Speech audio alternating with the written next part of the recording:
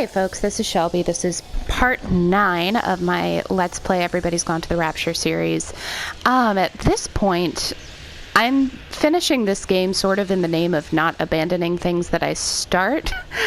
I'm not super in love with it. I mean, the graphics are gorgeous. I'll give it that. Like, look at that sky. Look how beautiful that is, with the trees up against it and everything, and the incredible amount of detail that the designers clearly put into every inch of this game. You can see the little veins on the leaves that are falling. You can see the rust on doors that you can't even open.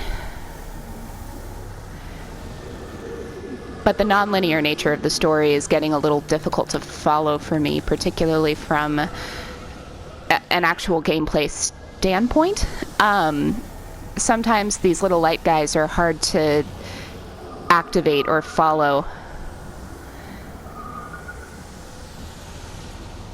I think because to reach certain checkpoints in the game, you do have to follow a linear progression that isn't readily apparent.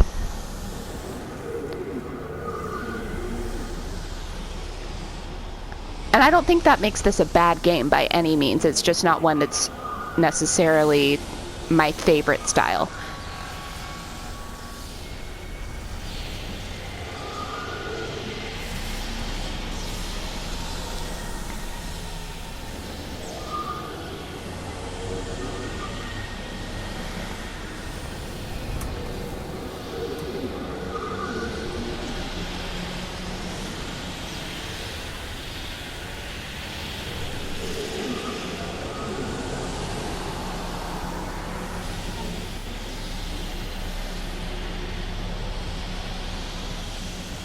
Oh.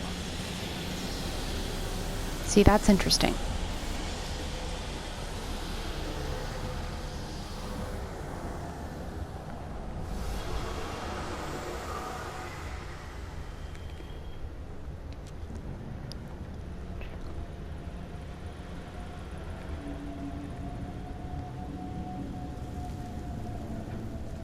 Okay, definitely getting some Stanley Parable vibes from this basement.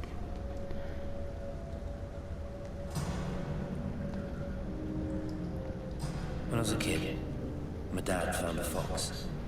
It had been hit by a car and couldn't walk anymore. My mum went spare, of course, made him keep it in the shed. He was already slipping away from us then. He spent hours with that fox, telling it all about Italy and the villages they bombed there. I was jealous, I think. The fox got more of my dad than I did. But it was dying, that was clear. So one day, I snuck out, took it a sandwich for food. I was only 8. When it bit me, I remember the anger, the shock, the hurt. Running in, screaming from the garden, my mum panicking about rabies.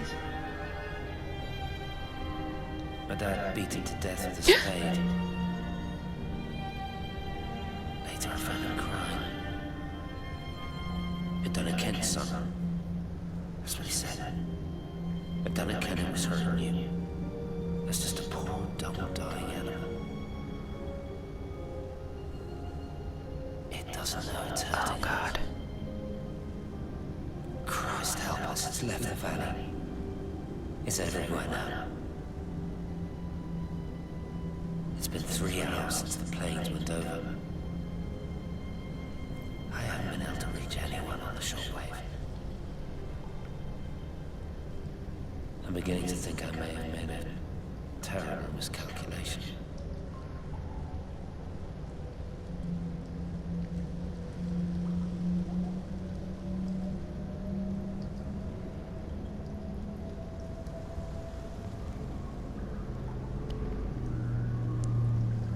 Okay, seriously, on the off chance that anyone watching these videos knows jack about math, go in the comments and tell me if any of the equations you've seen in this playthrough make any objective sense, because I'm interested in knowing that.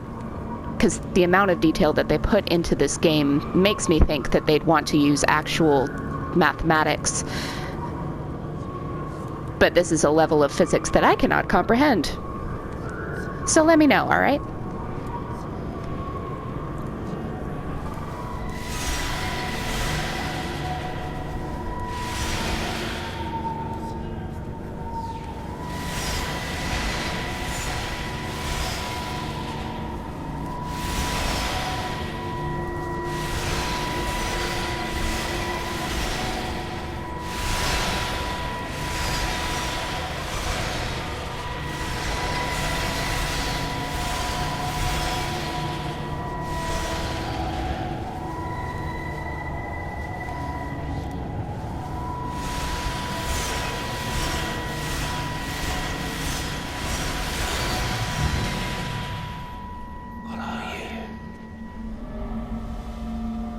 You understand me, don't you?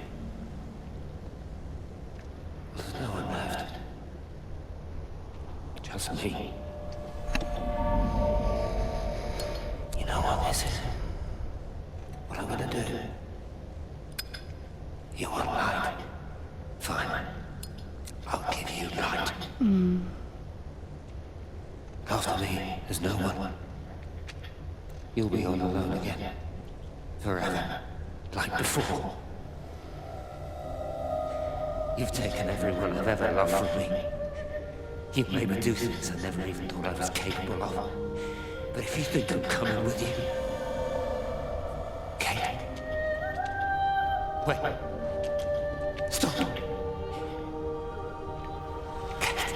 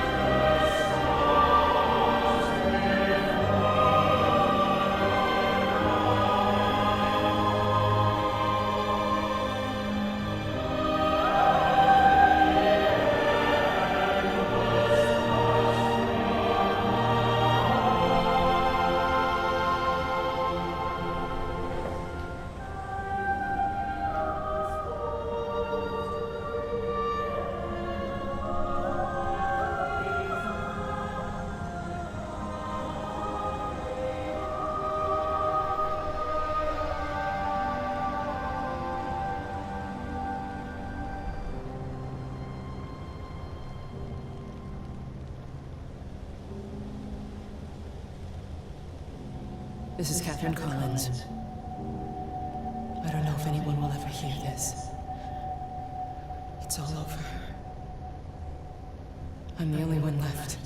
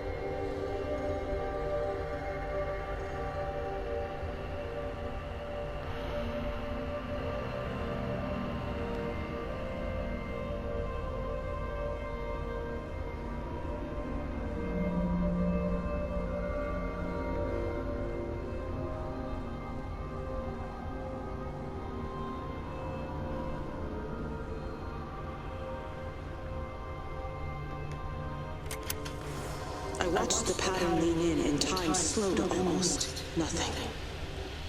I saw the flame leap from Stephen's hand and the moment hang in the air forever.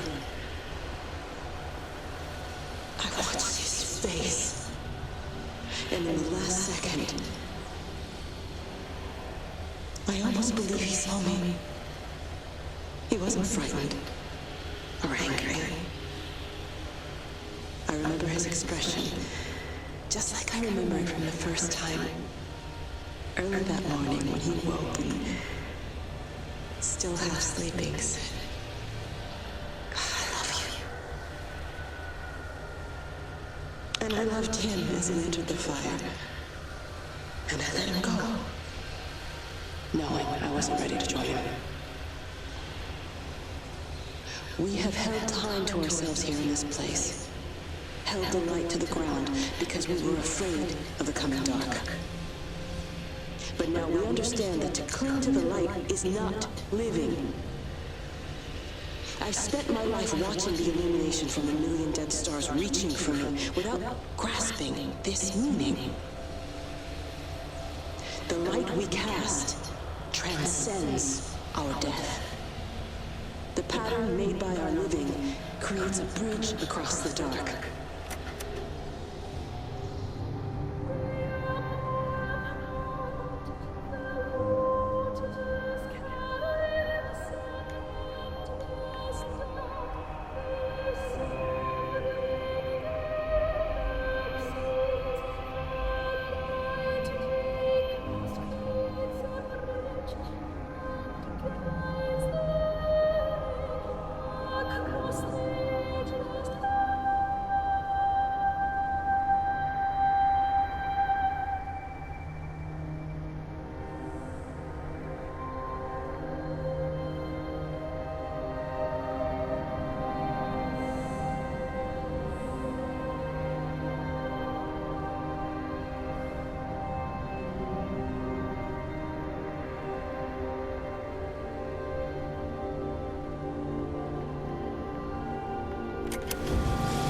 Out from the shadow of the tower, across the observatory, over the valley, and consumes the world. Everything is light now. Everything has come to rest. The world is scored by the traces we carved into it. Our presence is everywhere, the bridge joining our stories. This world existed before we came to it, and it will continue without us. In the empty fields and houses, our traces radiate, and others will come to dance in the light we cast. We can slip away gently, unafraid, knowing that everything will continue.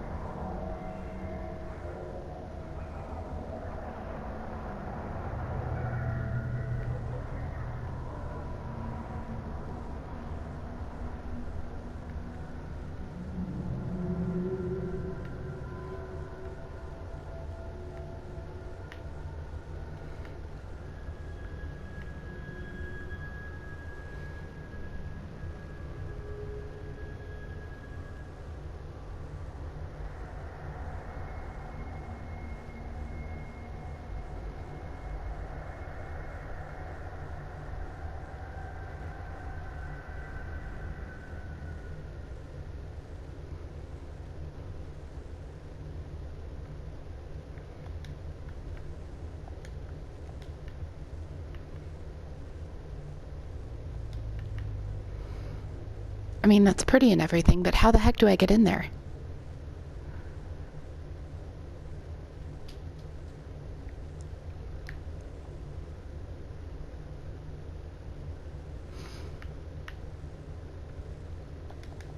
Oh.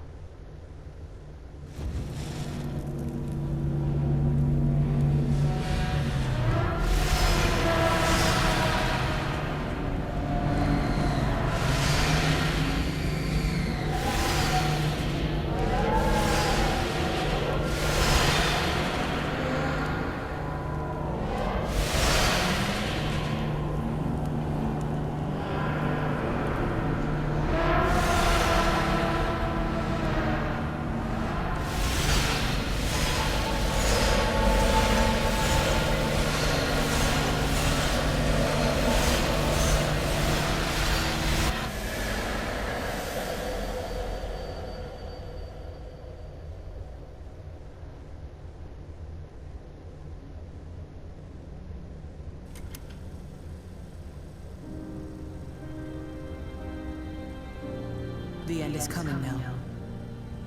I'm not afraid. We have each other. We lived apart from them. We understand now our failure to touch, to belong. But it doesn't matter anymore. Everybody is gone, and we will join them. We are born apart, driftwood on the banks of an endless dark ocean, and we will be carried away by the swell soon enough. But in between, in the single day of living, that dancing in a strip of sunlight, we can find what we miss.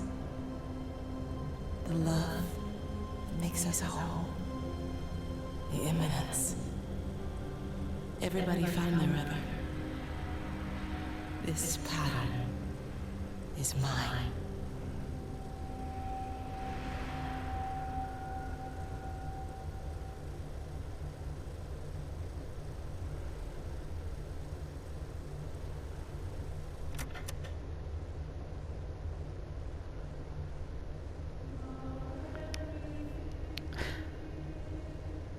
Well,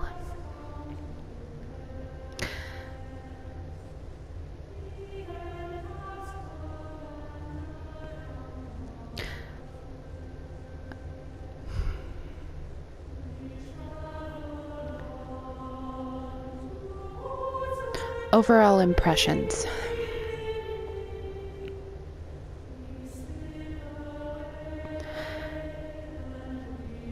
I don't think I can emphasize enough how visually gorgeous this game was.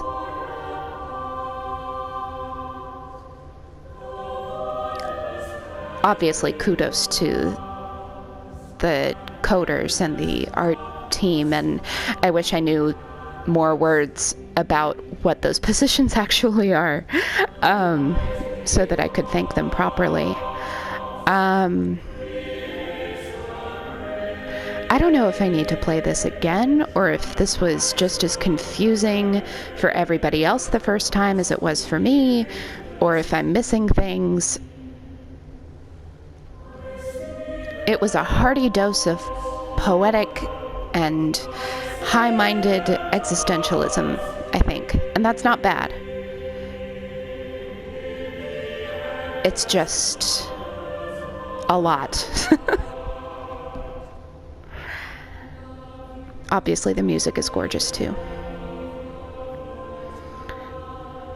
Not a game that I think the hearing impaired would particularly enjoy. Like, so much of the ability to find the checkpoints in the game depends on your ability to hear where the lights are, if that makes sense.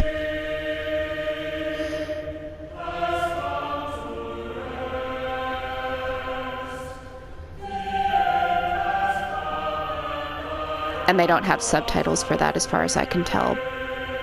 But I could have missed that too. I'm sort of famously good at missing things.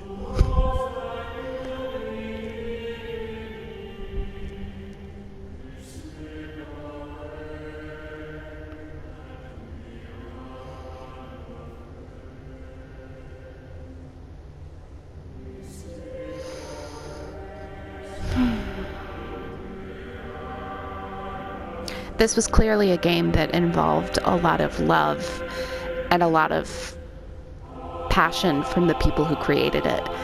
And I can definitely appreciate that. It shows in every part of the game how much somebody wanted this thing to exist.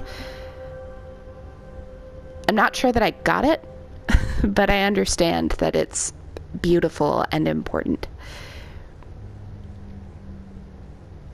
And sometimes I think that's the best attitude to have toward art. If we're going to consider games art, then we should probably allow all of the implications of that to happen, you know? Anyway, if you've gotten this far, thank you so much for watching me play through Everybody's Gone to the Rapture for the first time. I will definitely not be recording subsequent playthroughs because, oh my god, this was really beautiful, but I don't know if I can do it again. Thank you very much for watching my videos, and I would really appreciate if you're so inclined, if you would like my videos and subscribe to my channel for more related content. I'm still in the middle of a playthrough of Night in the Woods right now, and I am planning playthroughs of future games. Thanks very much for following this. You're awesome. And yeah, I'm gonna keep talking, because I feel like everyone who had a hand in creating this game should get to have the credits, like, should get to have their name seen in the credits by the people who watched this playthrough. All 7 of you.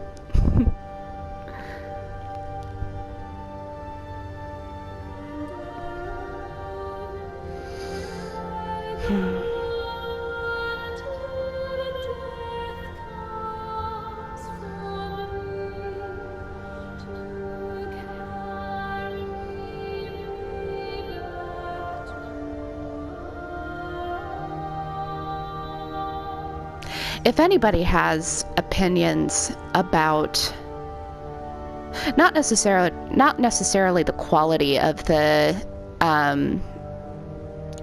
morality or of the values presented in the game, because I think that's very subjective, but of just what the ending meant, or what exactly the lights were, or who they were, whether they were sentient or whether they were just sort of viruses run amok, whether they were parasites or just trying to reach out in friendship. I'd be interested in hearing that, so let me know, okay? Just down there in the comments. And by the way, as the player character, who the hell were we? Like, were we another light person? Were we some kind of anthropologist digging through the remains of this town? Who were we as the first person player character walking through the aftermath? I'd be interested in hearing your thoughts on that.